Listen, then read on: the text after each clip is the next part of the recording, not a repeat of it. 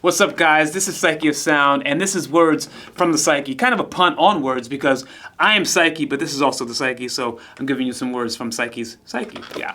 Anyway, I'm wearing a shirt today from designed by Sean Aline of Pyroglyphic Studios. Dope. Got the two kings on there. He also has queens. He also has tons of comic stuff. This is one of the comics him and his team had put together. Street team, definitely dope. Definitely check these guys out. All black owned, and they got tons of cool African artwork and superheroes in there, so check those guys out.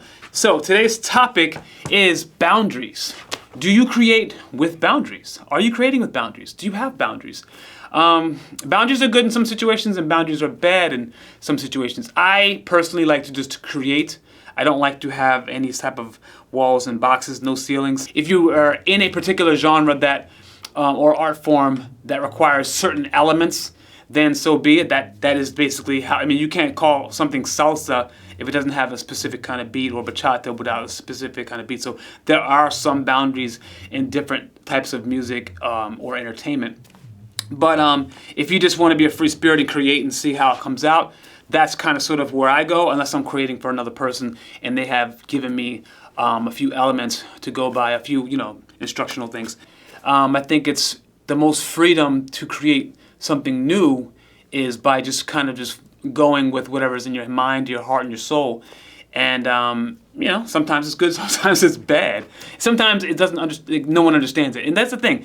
Art is like that. I mean, I know a lot of painters go through that, and a lot of art people go through that. Well, you think maybe they're ahead of their time, or people don't really respect it in the time that they created it. But then you kind of go back and say, "Wow, that was kind of different." And there's some things that I go back to my stuff that people weren't really into, and I'm listening to now. I'm like, "Oh, this is kind of maybe it was ahead of its time because I'm vibing to it now." And then there's certain things that are just like classic. Anyway, that's a whole nother conversation. But do you create with boundaries? I mean, like, especially when let's talk about music. So if I'm a hip hop producer, there's certain elements in there that would make it hip hop.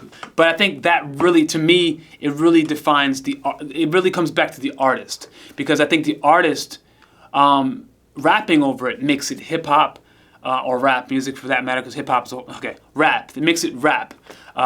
If an artist is rapping over the beat. Now the beat could be something that is not traditionally a rap beat, but it's still a rap song because the person is rapping over it. Anyway, what I'm getting at is it's cool to create freely, and sometimes you do have those walls, and the walls I think come with the genres. But I think we're in a time now where people are not really sticking to those genres. You see, someone like Drake came out, he was singing hooks and then, rapping, and then now he's got a lot of songs that are full songs where he's kind of singing, and it's just cool. We're able to expand. I mean, a lot of people are doing wonderful things. Andre 3000 did a lot of those wonderful things.